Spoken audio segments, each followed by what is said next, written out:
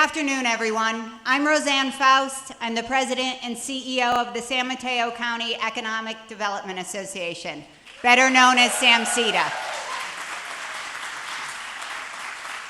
On behalf of our board of directors, welcome to our 72nd annual meeting and the 10th anniversary of THRED Talks. When I woke up this morning, I asked myself, how will I feel at 8 p.m. tonight? Looking around this room right now, seeing all of you, knowing the incredible THRED Talks lineup we have ahead, and having the privilege to work alongside my incredible colleagues, Larissa Okinata and Don Cecil. I expect to feel grateful, a little let down, because the day is finishing, and immensely proud of the organization that I have called home for the last 17 years. So who is SAMCEDA? We're not just one thing, we're many. We champion and celebrate the business community, working to expand economic prosperity and resilience. We build relationships with elected officials and government leaders at all levels. We craft solutions in partnership with our nonprofits, our educators, our labor, and our community leaders. And most of all, we get stuff done. SAMCEDA leads by doing. We lead by bringing people together, we lead with grace, and we lead with determination every single day. And we lead with the understanding that we don't operate in a vacuum. When we began planning for today, many months ago, the world already felt chaotic, and that chaos has only intensified. But we dove in, as we always do. And as Teddy Roosevelt once said, and I'll paraphrase, we are doing what we can, where we are, with what we have. And that exemplifies this audience. You are all doing what you can, where you are, with what you have. And I thank you. This is simple, and yet it's complex. So today, we've curated a program that will do more than just inform. It will tug at your heart, it will ignite your thinking, it will educate you, and hopefully, the goal is it will inspire you. Thank you for being here. So now I'd like to begin with acknowledgements and thank you. Here is our board of directors. This is our executive committee. We can't do at SAMCEDA things alone. And as I said, we don't do them in a vacuum. So you see our executive committee, you see members of our board of directors. Many of them are in the room. You'll notice them because they have a gold strip on their badges. So say thank you to the SAMCEDA board of directors. Thank you to our elected officials. What happened in Minnesota this weekend was beyond a tragedy. And I think we should pause just for a moment to pay honor to those elected officials who gave everything.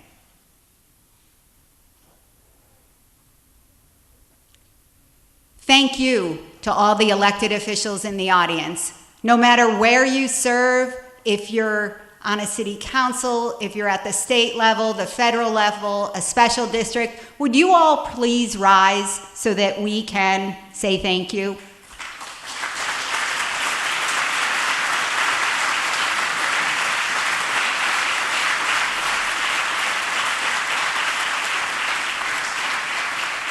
And we all know that our elected officials really wouldn't get along that well without their amazing teams and their staff. So could I have the staff and the team of all the elected officials rise up so we can say thank you?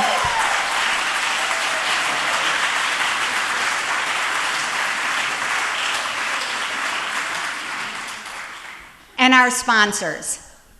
Our signature sponsor, Verizon, and our driven, notice the play on words, sponsor, Waymo. Verizon and Waymo, shout out to our signature and driven sponsors. And then our platinum sponsors. SAMCEDA is a membership organization. That is how we function. These are our platinum members. Many of them are here today. They are your friends, your neighbors. They're at your children's school. They're working in your nonprofits. They show up and they give back. These are our platinum sponsors. Our corporate sponsors, again, all of these individuals, these businesses, they contribute so much to our economic prosperity and our resilience. Their names are all over the place too, if you're wondering. This is how we say thanks. Their names are on the tables, and they're behind me, and they're over there, and they're on the screen. Our business sponsors. And if you notice, we don't have just one industry. We have many. We have many industries, we have many entities, we have many organizations. And our community sponsors. These are our cities. We have Peninsula Clean Energy. I mean, these are our people. That's the best way I can say it. And we are grateful because SAMCEDA couldn't do an event like this without them. And our event sponsors. Is this room not beautiful, folks? Let's shout it out for Skyline College.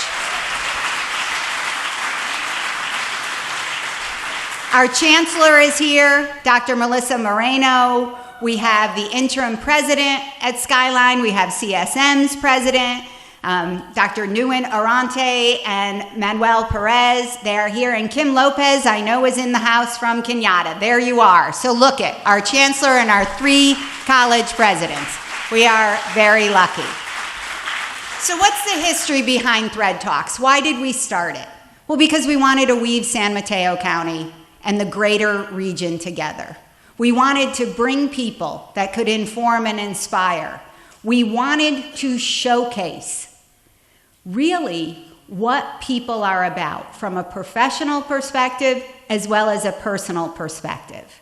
And in today's universe, my ask of all of you today is to listen, to engage, to take away something that maybe you had no idea about.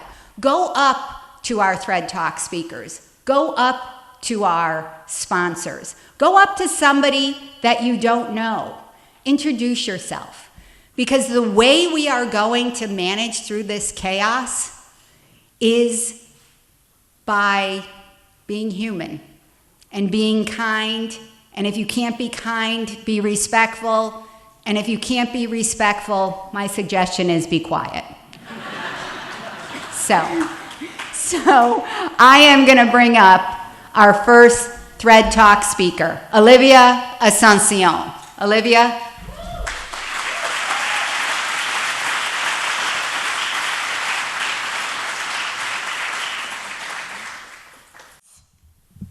Hello, everyone. Good afternoon. It's a beautiful day today, and I'm so grateful to be here with you all. Thank you so much to SAMCEDA for inviting me to be here and for kickstarting this amazing lineup of speakers that we have today. Thank you, and of course, thank you to each and every one of you for being here and for supporting SAMCEDA's efforts, and for listening to the stories of all the speakers today.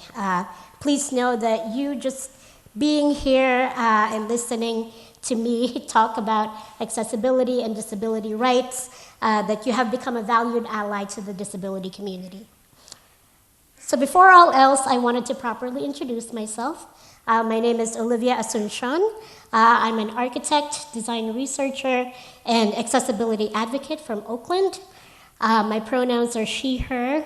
I have dark hair, tan skin, and glasses.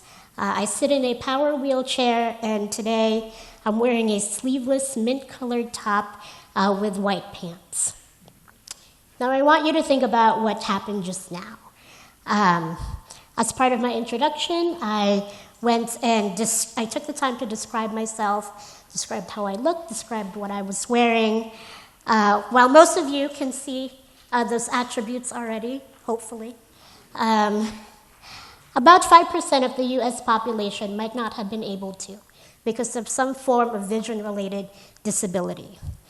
So what happened just now, what I just did, is I took a simple 10 seconds out of my speech to make it just a little bit more inclusive. Now, we as a society have been making a lot of progress in fighting for inclusion, diversity, and equity. And there has been a real shift in how we view and act on the differences in the human experiences, especially when it comes to race, ethnicities, nationalities, gender, sexual orientations. And with that, I have grown to be very, very hopeful for our future. Now, there is one question that festers in my mind just a little bit, is that in the light of all this progress, have we made enough effort and have we created enough space to be inclusive of disabled people? Now, according to CDC data, about 1 in 4 adults in the United States have some form of disability, whether it's mobility, cognitive, hearing, the 5% of vision disabilities that I just mentioned, just to name a few. And yet, in the public spaces that we frequent, in our workplaces, and really just looking around here in this room today, we know that we encounter far less than that statistic on a day-to-day basis. Now, many people with disabilities still struggle to participate in the world as it exists today, which really makes us a little bit invisible, right? Now, our biases tell us that because we don't see disability that often, there must not be that much of it, and inaccessibility persists. While there is a long list of systemic injustices surrounding disability rights, one of the biggest culprits for this lack of disability visibility is the design of the built environment.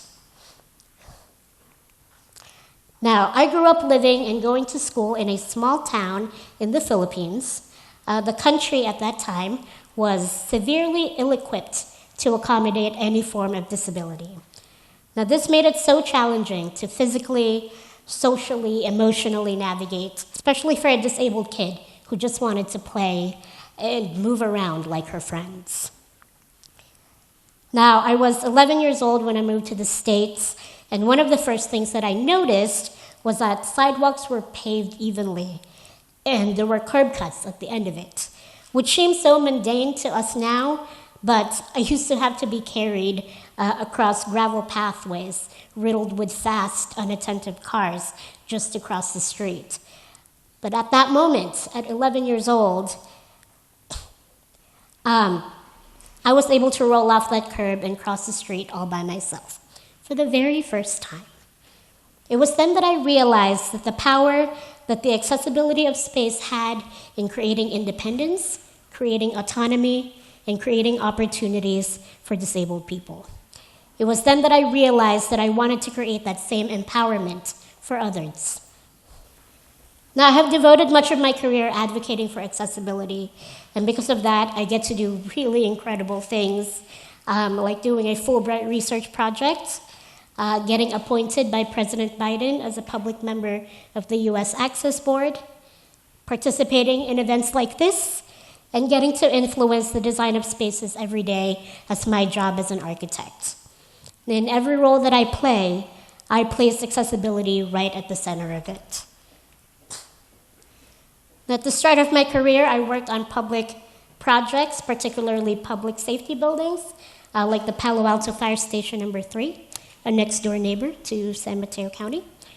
A few years ago, I transitioned over to what I'm really passionate about. I started work at Quatroquiquac Architects, which is an architecture firm for K-12 educational facilities in the Greater Bay Area.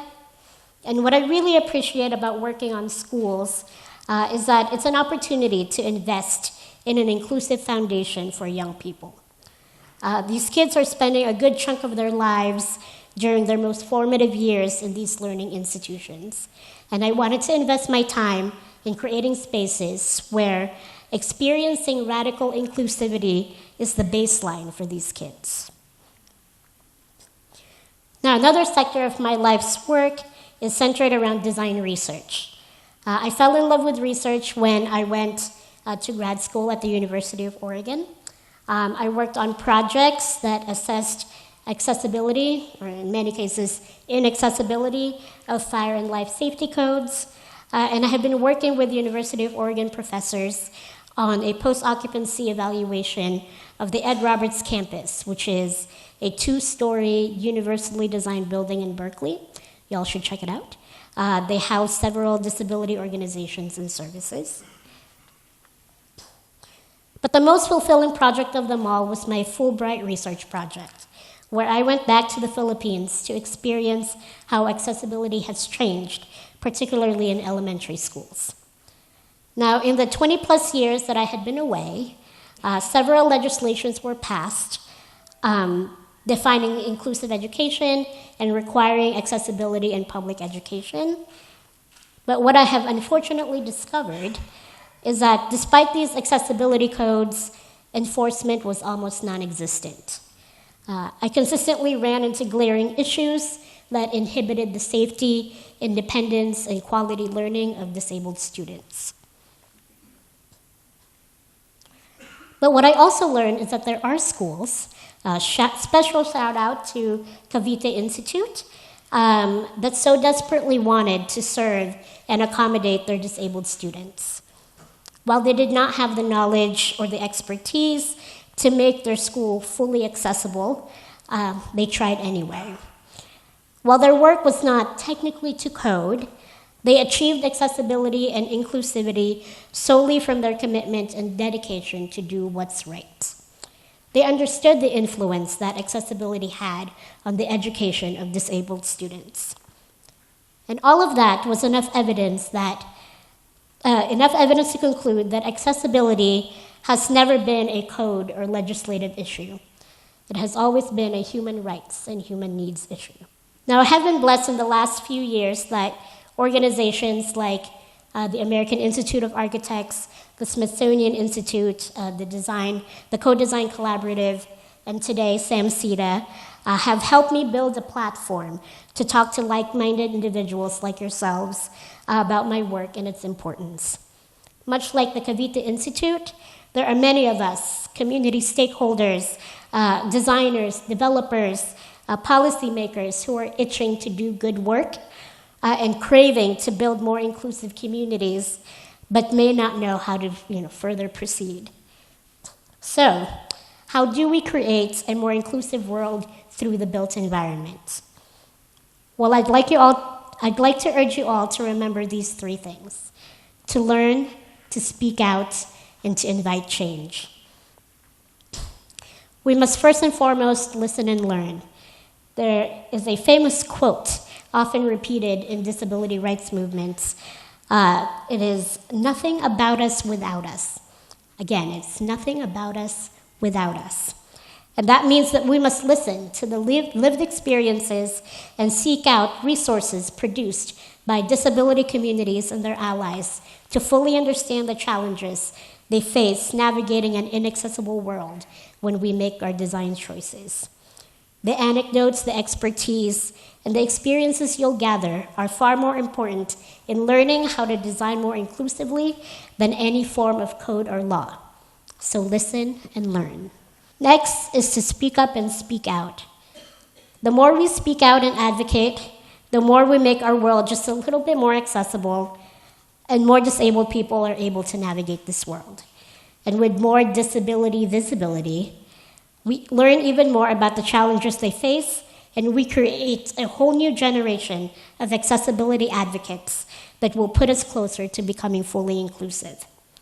And also remember to amplify underrepresented voices, build their platforms so that they themselves can speak up and speak out. And through all of that, we can invite change. We're witnessing change right now just by having this event. Inclusivity, equity, and diversity cannot exist without accessibility. And if we remember to listen and learn, to speak up and speak out, we can weave together our collective knowledge, experiences, expertise, and passions, and use that fabric to shape a world that is accessible to all. Thank you so much.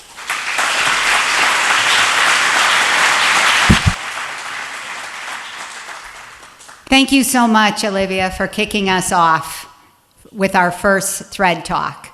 Now I'd like to turn to Rommel Angeles to tell us about Verizon, because something I have learned in the past years, Verizon is not just your service provider with your cell phone. We've been a proud Verizon customer for a long, long time, but Verizon is much more than that, and Rommel is going to tell us about it. Come on up.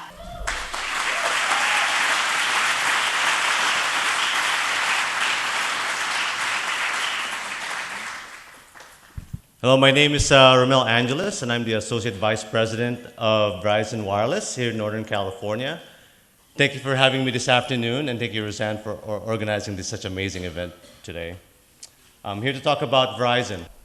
So we power and empower how people live, work, and play. This is our purpose, this is our mission, and this is in our DNA. I joined the company about 20 years ago, and during that time we were in the middle of the 3G deployment. Remember back in those flip phone days that you guys had? Back at that time, probably not everyone had a cell phone in their hands. A few years later, we upgraded our network to 4G. Data traffic started to evolve, and then now we're in the middle of the 5G deployment in our network. Now the traffic and the systems have changed. Most folks have more than one devices in their possession. They have a cell phone or a smartphone, they have a tablet, and a watch in their hands. About a third to half of families now have more than 3 smartphones for both the parents and the kids. The wireless communication has evolved to no longer being a want, but now a need and an expectation.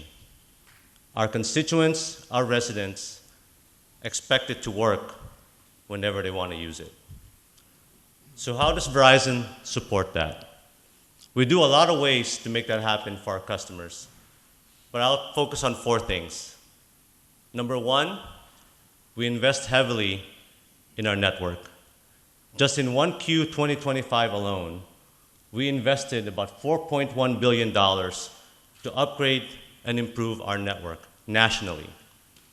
Number 2, we leverage the latest technology to make sure it's accessible to all of our customers.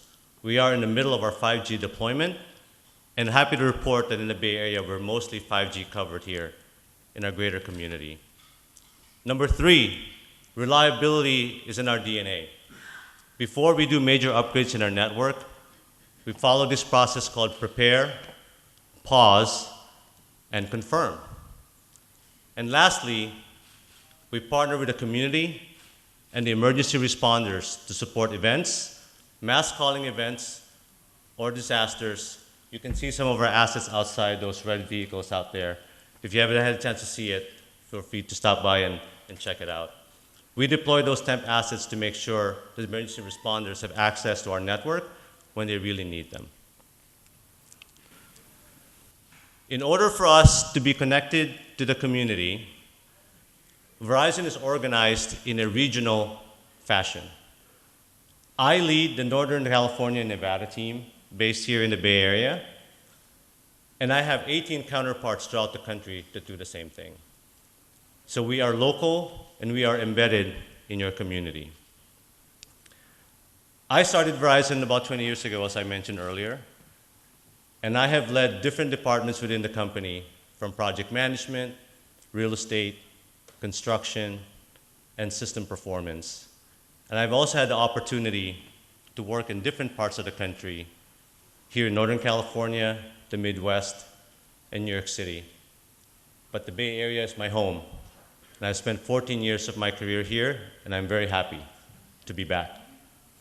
I am joined by 200 strong, highly dedicated individuals spread throughout the footprint so that we are local and connected to the communities. They are there to make sure that they experience what our customers experience. And we are invested and committed to the community. In fact, we are members on some of the local boards within our community, and happy to say that one of them is a board member of the SAMCEDA organization, and she's happily sitting with you folks right now. So we are part of your community. 2026. Two big world sports events are happening in our backyard. Super Bowl and World Cup games in our backyard in Levi Stadium. We are going to expect hundreds and thousands of people to visit our beautiful Bay Area. Verizon has been busy in the last 3 years preparing for these events. We expect a lot of traffic, not just cars, but bytes, to go through our network. We actually took part in 2 of the last Super Bowls in Las Vegas and New Orleans to learn from our peers and collaborate with them how to host these successful events. And we've been active in the past 2 years working on these critical projects. One of our priority projects is San Francisco Airport, right here in San Mateo County. San Francisco Airport is the very first experience our travelers are going to have, the very first Bay Area experience the moment they land here in the Bay Area.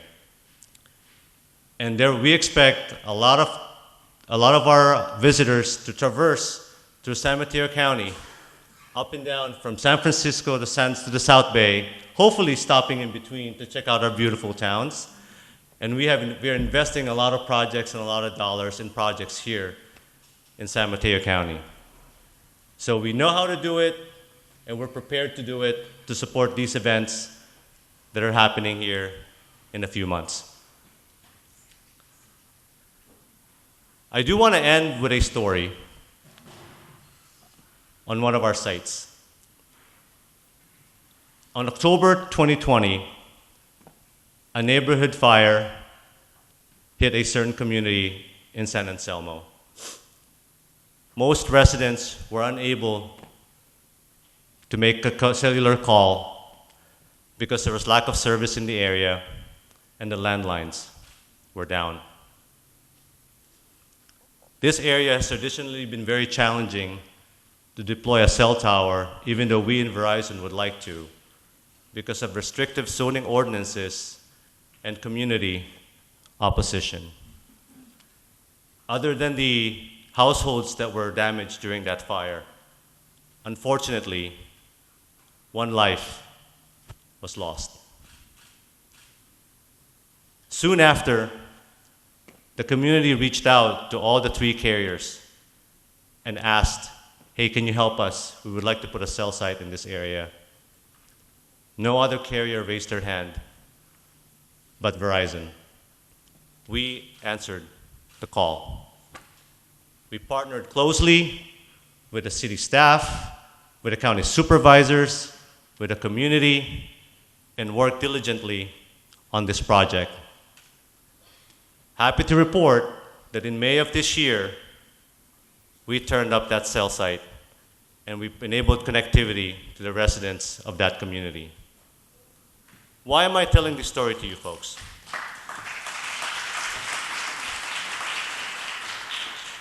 We are local, we are invested, and we are committed to the community that we serve and to ensure that they can connect when they need to. But we can't do it alone. We need partnership and support from all of you to make it happen. The community, elected officials, city staff. It takes a village to make these projects, critical projects, happen. So my ask of you is this: let's make the unimaginable possible here in San Mateo County. Thank you.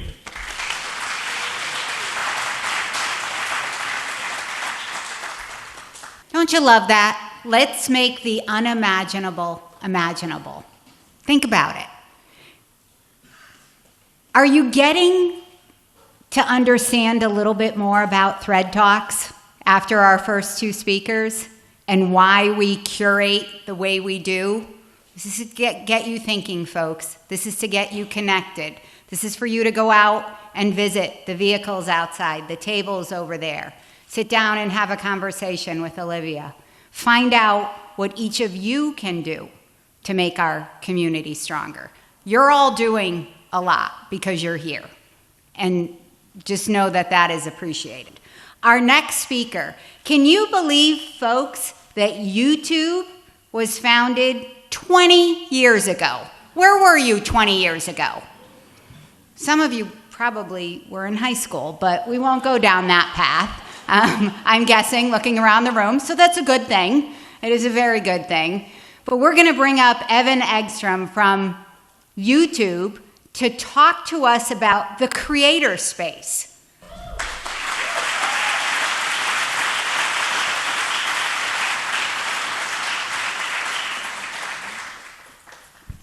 All right, hello. My name is Evan Engstrom. I'm the head of creator public policy for YouTube.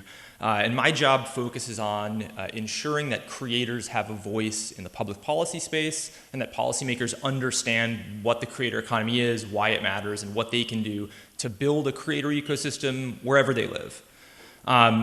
I'll share with you today my overall perspective on why the creator economy is such an exciting part of the overall media ecosystem and the economy at large, and why everyone who cares about economic growth can take steps to foster creator success wherever they are. So to set the stage, let's look at some of the top level numbers for YouTube. We like to say that YouTube gives everyone a voice and shows them the world, and that sounds maybe a little bit ambitious and highfalutin, but when you put numbers to it and consider that 500 hours of video are uploaded to YouTube every minute in over 100 countries and 80 languages, it's not an exaggeration. If you have an internet connection and a camera, you can be a creator and reach a global audience. If you have YouTube, you can get content about anything from anywhere, from everyone. So it really is a global network of creators that you can access on YouTube. If you're not familiar with what a creator is, you're not alone.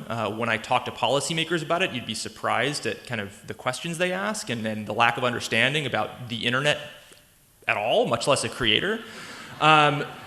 The way we define creator is basically anyone who uses digital platforms to distribute content that they create. On YouTube, that's videos, but on other platforms, that can be video games, newsletters, music, really anything. And increasingly, this is how folks are getting their content.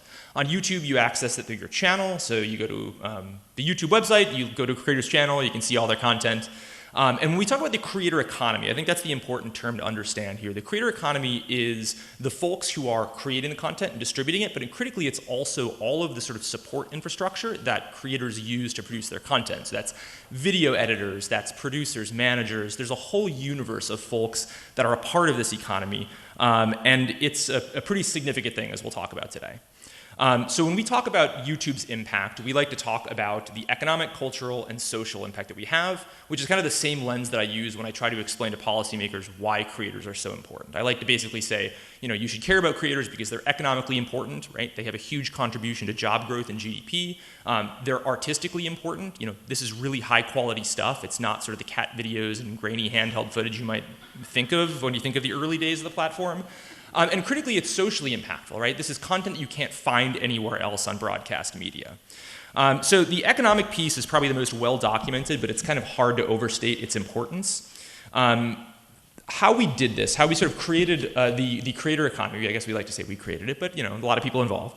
I think the thing that really drove this was the decision sort of 15 years plus ago to create a revenue share program where creators participate in our success and we participate in their success. So we share 55% of our ad revenue for any video that plays against a creator's long-form content.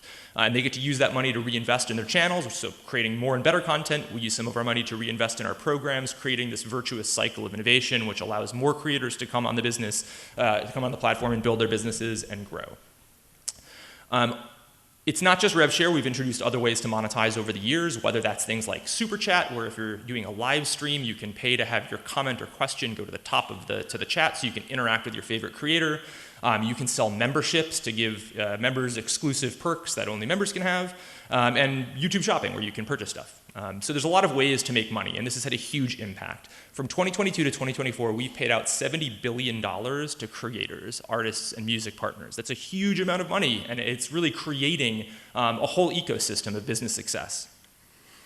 A little hard to read, but roughly what this is telling you is we've seen a big increase in some of these alternative monetization pathways which create new forms of businesses, right? So instead of just a video business where you earn money because you draw a lot of eyeballs to your video, if you have these alternative monetization pathways, you can have different types of businesses. So a fitness creator who realizes that it's probably better to have membership packages because folks like to consume that all at once. So a lot of increase in the creator community based on these alternative monetization pathways. And we're seeing 7% increases in folks earning 5 figures or 6 figures or more on the platform in the US, 10% for folks earning 5 figures or more on the platform. So there's a lot of growth in this economy as we've seen over the years. And it's, again, like I said, it's not just for the creators themselves. There's a whole ecosystem of support folks around there. And one of the things I do like to point out, like, creators are very diverse where they're located, and the creator support networks are even more diverse, right? So it's not just in big coastal cities. We see creator networks all over the country, and any community that kind of dedicates themselves to it can create an environment that is conducive to this type of creator economy. The impact overall has been huge. So in 2024, YouTube's creative ecosystem contributed $55 billion to US GDP and supported almost 500,000 full-time equivalent jobs. So the creator economy is huge and it's growing. That's just YouTube. Obviously, there are other platforms, so it is a big, big part of the ecosystem. Like I said, it's not just cat videos. We're seeing a huge amount of quality content here. It's a place where you can find different perspectives. These are the numbers that we show about how users go to YouTube to find this variety of unique perspectives that they can't find anywhere else. And it's high quality content. So this is Dr. Javoris Hollingsworth, a former chemistry teacher who runs a channel called Gracie's Corner. Increasingly, we're seeing creators be recognized by the traditional media ecosystem. His amazing kid content was just nominated for a BET award. So we're seeing a lot more traction within kind of the traditional media ecosystem. And this is us hosting a party for some of our top creators, including Sean Evans from Hot Ones and the Good Mythical Morning Crew, where they were self-nominating for Emmy Awards. We think it's high time that creators got the recognition they deserve in these kind of traditional media ecosystems. Finally, I like to call out the societal impact of YouTube in the creator ecosystem.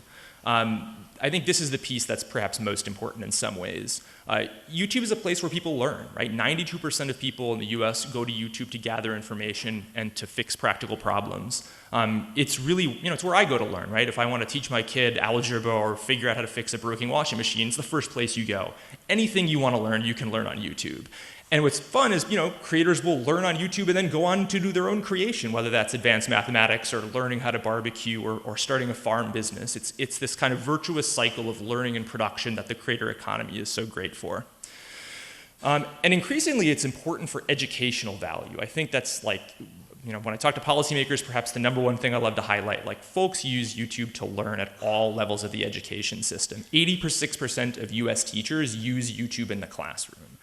This is really important, right? YouTube is not just a place where you find fun, interesting, exciting entertainment, but it's where you find education. It's where you find mental health content. It's where you find communities that would never be able to find themselves otherwise. Any niche of content you want is available here, and it couldn't exist anywhere else. We just love the creator ecosystem because of its ability to kind of find your niche audience, find your niche content, and reach a global audience. Given that impact, I'm always a little bit surprised at how ill-equipped in many ways the policy infrastructure is to support the creator ecosystem. The main example of this I like to point out is there's no category for creator in really any government statistics or tax documents. So when I talk to creators, they say, I go to fill out my tax forms or I go to apply for a mortgage, I have to list what I am, and there's nothing. And it makes it really hard to get funding or really hard to get a mortgage. So there are really basic steps that I think policymakers and civic leaders can do to help make life easier for creators and to help bring creator communities elsewhere. I can't hammer that point home enough. I mean, talking to a group of civic leaders, there is a place here for a creator community if you take the steps to make that happen. That's, I think, the first place to start is learning about it, but then thinking about those small ways to make life more attractive for creators here in the form of better loan programs, better policies to help draw them in, to help support the types of creator support folks that they need to produce their content. So as the creator economy matures into a major industry, we at YouTube are really excited to help bring that artistic, economic, and social value to the world, and are happy to participate with anyone who's interested in building a creator economy here. Thank you.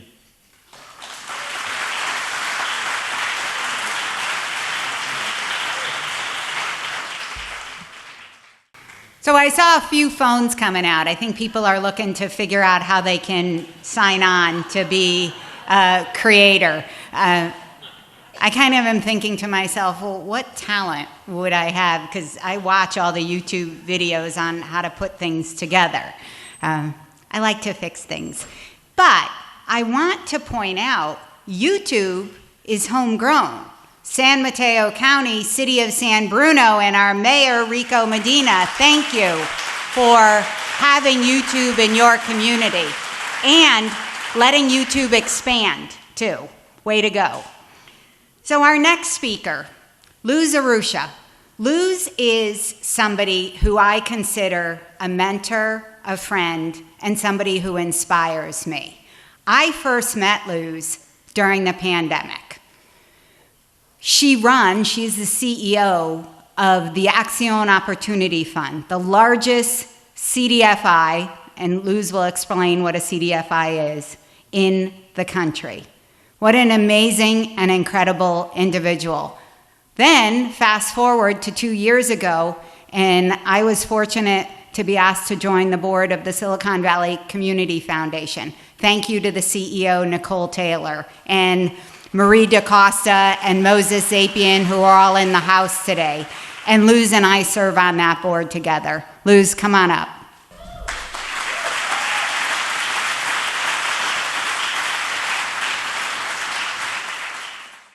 Well, good afternoon, everybody. Thank you, Rosanne, for this opportunity and for this amazing event. I think I'm going to move in. So, in Silicon Valley, venture capitals like to fund entrepreneurs who create a product or a service to solve a problem that they face. Take Brian Chesky, who couldn't afford rent in San Francisco, and he and a friend rented out air mattresses when there was a design conference and the hotels were sold out. They realized that perhaps other people might want to host people at their homes. Eventually, Air Bed and Breakfast became Airbnb. Or Sarah Blakely, who wore white pants and didn't want to see lines, and she couldn't find shapewear that she liked. So she took her control top pantyhose, cut off the legs, and boom, Spanx was created. I have not been fortunate to launch a blockbuster technology company, but what I've done is I have spent my entire career building financial solutions for a problem that I faced. As a Venezuelan immigrant, I started my first job with a bank, and I applied for my first $500 credit card and was turned down by the very bank where I was working. My lack of US credit history meant that I was invisible and unbankable. But I realized that that was not a problem that was unique to me.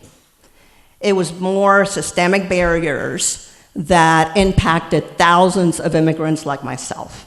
And I asked the question, how are we supposed to build credit, get loans, and build wealth and assets for our families when the institutions that are supposed to help us won't help us?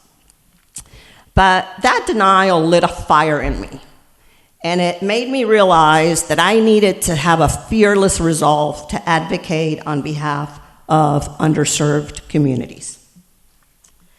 And so, for years, I said, how do we solve this big problem of access to affordable capital and resources that small businesses and communities, primarily women, people of color, rural communities, need to survive?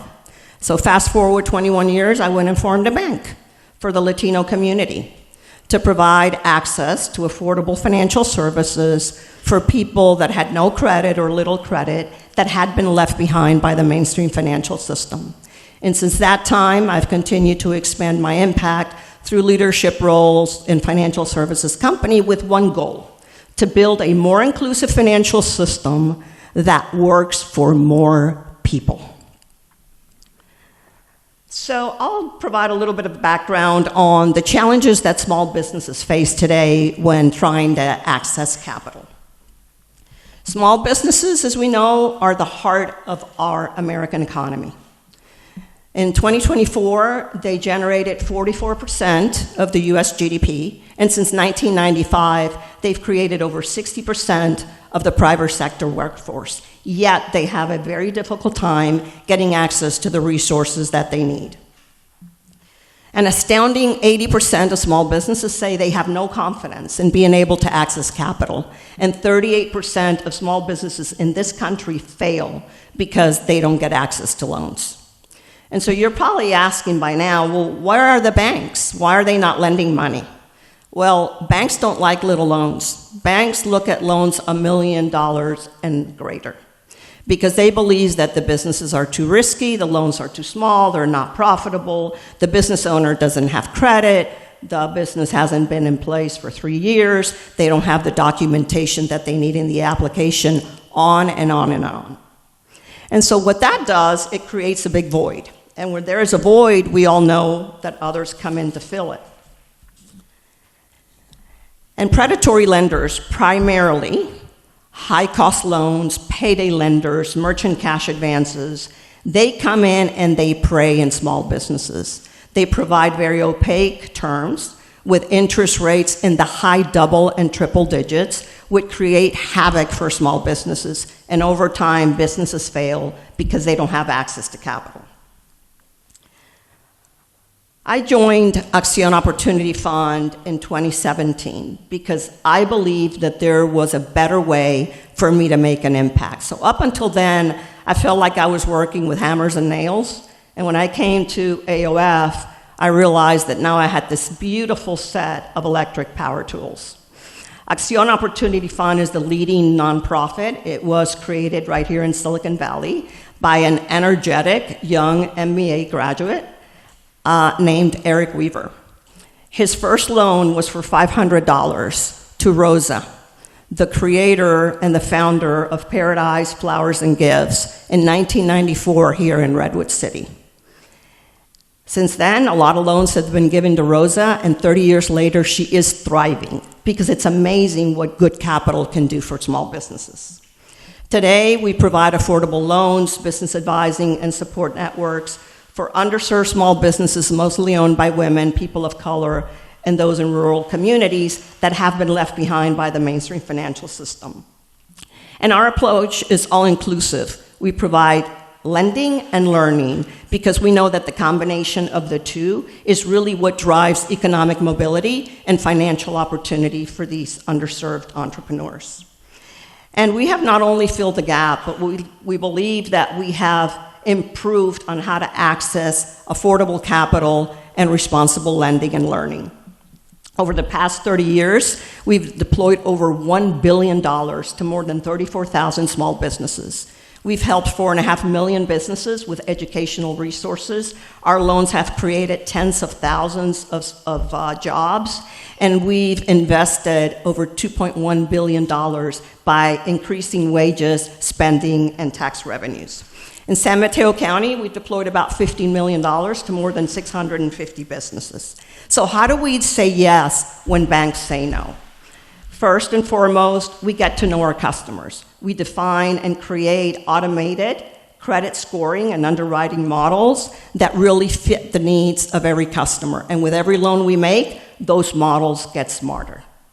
We go beyond lending. We provide resources, coaching, and community building, because that's what builds trust and goodwill, what then makes a good loan they pay back. And then they refer their friends to us to get loans.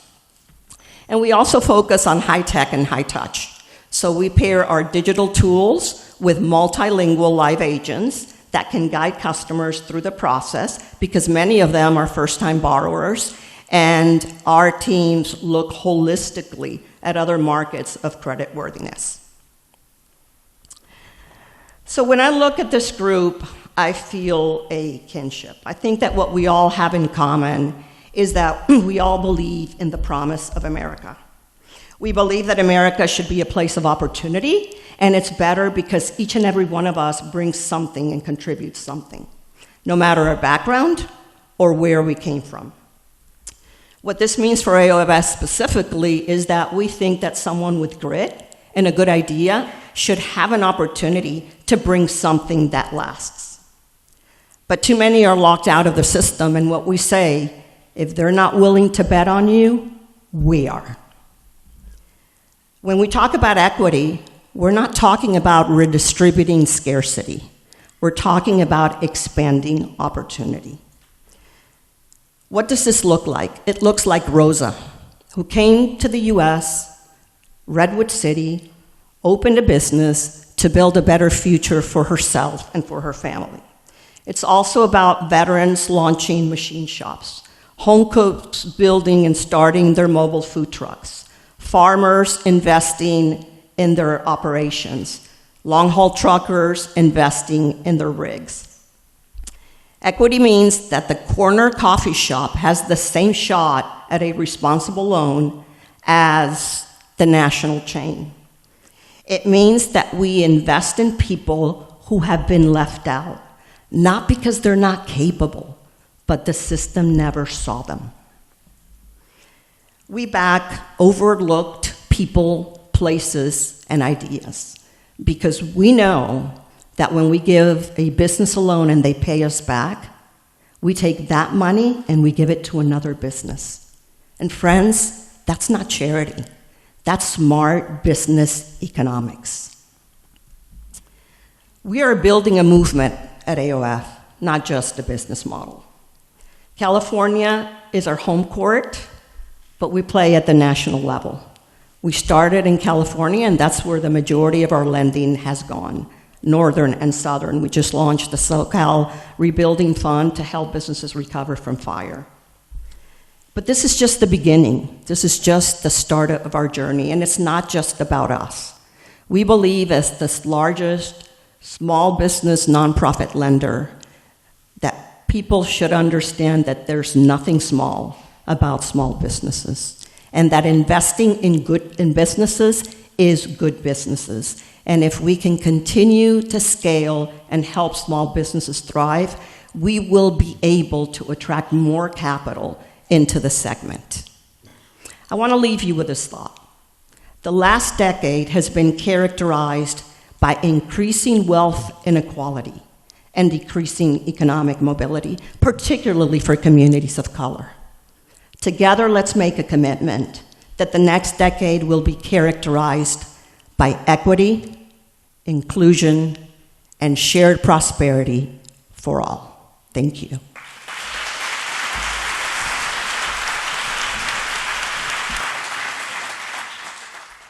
So many of you have heard me at SAMCEDA events talk about the importance of small business. It was critical to have as a part of THRED Talks Luz and her organization, because it is what makes the 20 cities in San Mateo County so unique. It is the small business up and down our main streets and our Broadways and our El Camino. It is John Kavranian, who's in the room, Nuts for Candy. 30 years, John. I'm looking for you. If you don't go to Nuts for Candy on Broadway and Burlingame, you're missing out. Awesome small business. So this is our call to action. Closing us out in our THRED Talk speakers today is a gentleman who, he really doesn't need an introduction, but I'm going to give him one, because Jim Wagstaffe is a constitutional law scholar. He talks with our Supreme Court justices. He fights for the rights of those that don't have a voice. He's also an incredible law professor at multiple law schools, and he teaches public speaking at Stanford, which my daughter took when she was entering her senior year in high school, and it has impacted her entire life. Jim Wagstaffe.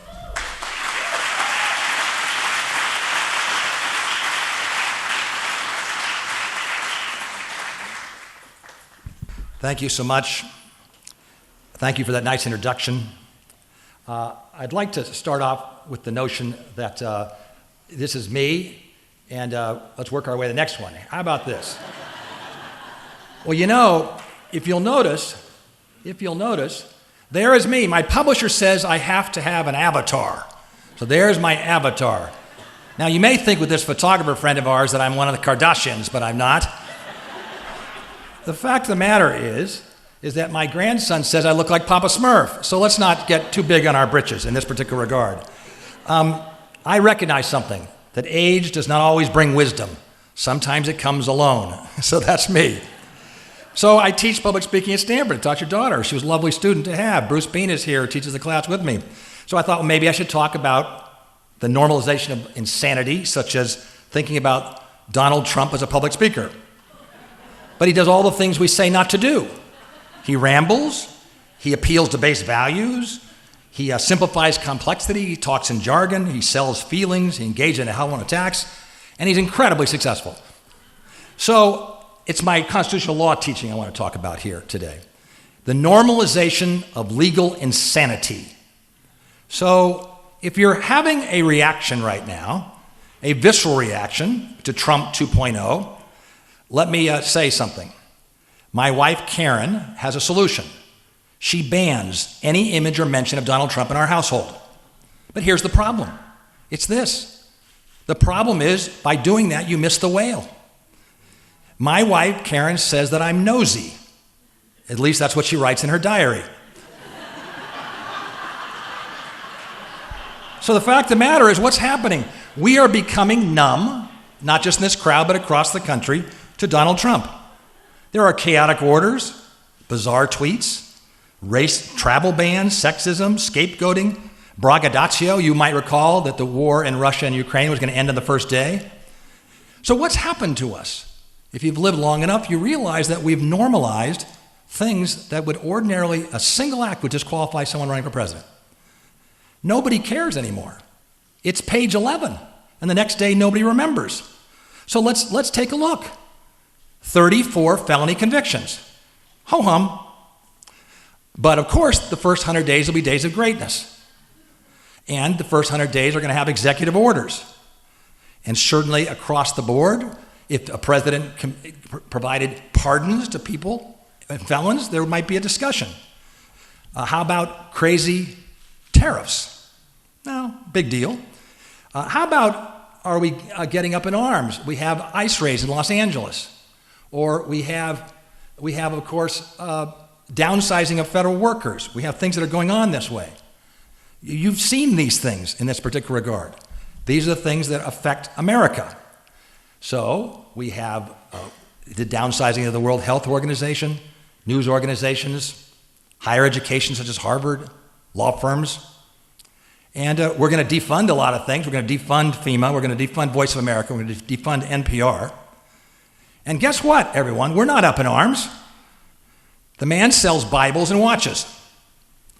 He apparently is going to get a $200 million airplane for free.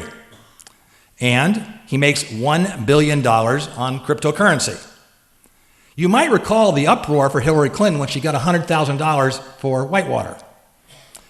Now, this does remind me of that great phrase, and you politicians should know it, from Senator Alan Simpson, who quipped in Washington, the phrase quid pro quo means, in Latin, holy crap, what a coincidence. And may I say, the most bizarre thing I've noticed in the last couple of weeks is a tweet. The President of the United States tweeted that the former president had been executed and was a clone. That has not hit the media again. The fact of the matter is that the only thing that hits the media are caricatures of the two people who are at war with each other. So President Trump, we take for granted, engages in a certain braggadocio. He said, and I quote, exaggerations went up by 1,000,000% last year. And then, of course, we have the One Big Beautiful Bill Act. And we run the risk, if we have this insanity, we run the risk that there will be things hidden in that bill. Take a look at Section 70302.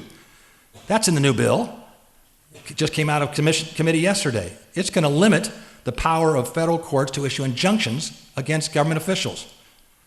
Take a look at Section 43201. Big in our state. That's going to impose a 10-year ban on enforcement of all state and local laws that regulate artificial intelligence, such as during voting. So we have a challenge, may I suggest, as the last speaker. And not a cat video challenge. It's a challenge that we are normalizing things that we could otherwise miss. Now, when I was in high school, my teacher assigned Slaughterhouse-Five by Kurt Vonnegut. You'll recall it was a story about the bombing of Dresden during World War II. But what Vonnegut does is every time someone dies in the book, he says, so it goes. So by the time you get to page 100, so it goes becomes so it goes. It is normalized. It's normalized. Well, maybe it's this simple. Maybe what we need to do is distinguish between ripcords and loose threads. Let's figure out why. This is my favorite cartoon. The parachutist goes to the gates of heaven, right? And you can see, no, that's a loose thread, not your ripcord. Knowing the difference between ripcords and loose threads. So what's happening? What's happening is that we believe in our system of checks and balances. The Congress is not providing a check or a balance. Ask Mike Johnson whether there's a check or a balance. Now, I get an opportunity each year to go to the Supreme Court and give a little speech on subject matter jurisdiction, an exciting subject matter jurisdiction. And I promise the justices and others that we'll get 3 cases off the docket. But is the Supreme Court acting as a check and balance? I'm not sure that it is. So there's been a sea change. I teach constitutional law and have for decades at what used to be called Hastings, now UC Law San Francisco. I was so proud for all those years to teach United States versus Nixon. You'll recall the case. That was a case where even though President Nixon had appointed 3 members of the Supreme Court, the court unanimously, 8-0 with one justice not being able to appoint, unanimously ordered the President of the United States to produce the tapes. You know what's really amazing? He produced the tapes. Has there been a sea change? I wonder if there's been a sea change. The United States Supreme Court in the last year has rendered a decision that says a long way from the Nixon case. Nixon seems so benign. A long way from the steel seizure case where the Supreme Court said President Truman couldn't seize the steel mills, to a holding from the Supreme Court that the President of the United States is immune from criminal prosecution and extends to all official acts, anything that's part of his core constitutional duties, pardons, vetoes, commanding the military, executing the laws, no check, no balance. But it was more than that. The Supreme Court said that it pertains to all of his official acts or things that are related to his official acts or testimony. I have taught for many years a lot of tough, maybe bad decisions of the Supreme Court. Can we agree Dred Scott? Can we agree that Plessy versus Ferguson, separate but equal? Can we agree that Korematsu, which upheld the right to intern the Japanese during the war, were the failure of imagination? I'm not sure that this decision from the Supreme Court may not make that list. So what happens? We are beginning to normalize the unthinkable. No person's above the law? That was a principle that we never even questioned. You know, I teach the Pentagon Papers case and have for years. The Pentagon Papers case, as you might recall, is a case where the United States Supreme Court had to determine whether the New York Times and the Washington Post could be restrained previously before publication of news articles obtained from the Pentagon Papers that were taken by Daniel Ellsberg. The Supreme Court voted 6-3 to hold that prior restraints, while sometimes constitutional, in this case the government had not proved the hearing. So the fact of the matter is that Supreme Court said something. Well, you know what? I want to tell you something. The lawyer who argued that case to the Supreme Court, Alexander Bickel for the New York Times, was asked a few months later, and he was asked, you know, did you win? Did you really win? And he said, and I quote, "The law is never so certain as when you don't need it. Those freedoms which are neither challenged nor defined are the most secure. Suddenly a prior restraint might issue, but not this case. Can we say the same for the concept of the rule of law? Will anybody in this room be surprised if the President of the United States defies a court order in the next 6 months? I don't think so. So here's the challenge. The challenge is the challenge of what I call inattention. We don't have to agree or disagree with the president, we just have to pay attention. Normalized insanity. You might think that's an oxymoron, like organized mess, or jumbo shrimp, or crash landing, seriously funny, random order, or my favorite, vanilla fudge. May I suggest to all of you that although my family loves the subject of irony, this is ironic. When I teach irony in my speech class, I always use this slide. Nothing is ever written in stone. You know, let's try something out. Everyone ready? Let's try ourselves out at this hour about the concept of inattention. Here's what I'd like you all to do for me. What I'd like you to do is do a little math with me. Double each card. So count an ace is 11, that's 22. In your mind, double each card. You're all A students in school.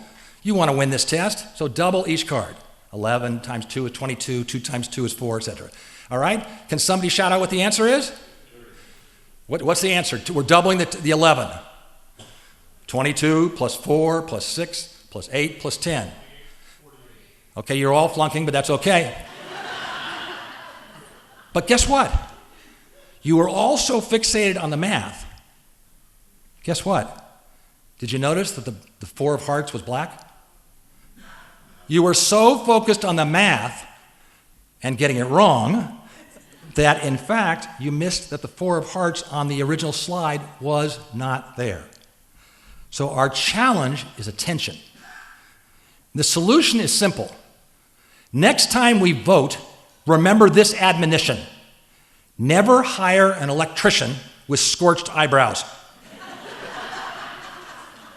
Attention, awareness, resistance. Naomi Klein has a new book out. It's a good read. It's called No Is Not Enough. You cannot make a fire with dead embers. You have to be, whether you're protesting or you're supporting the president or attacking the president, you must be like a fire hydrant. You put out the big fires and you stand up to the big dogs. My next slide is maybe the most important.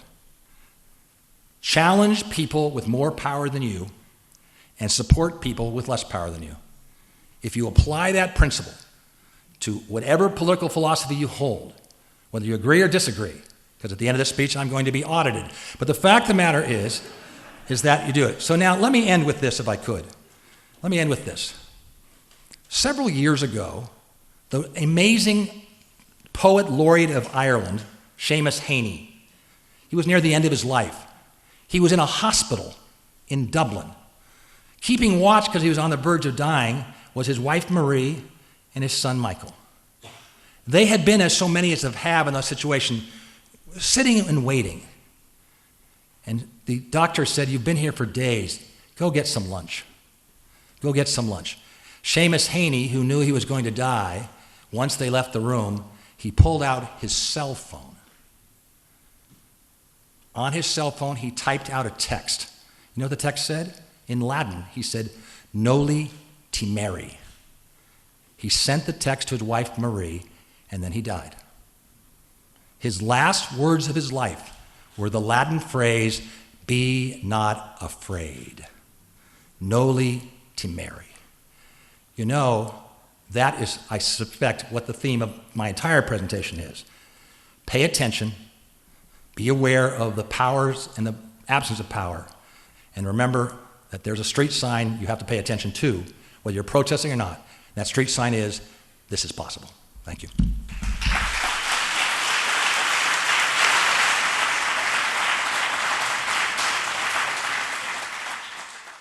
So did I tell you you'd be inspired?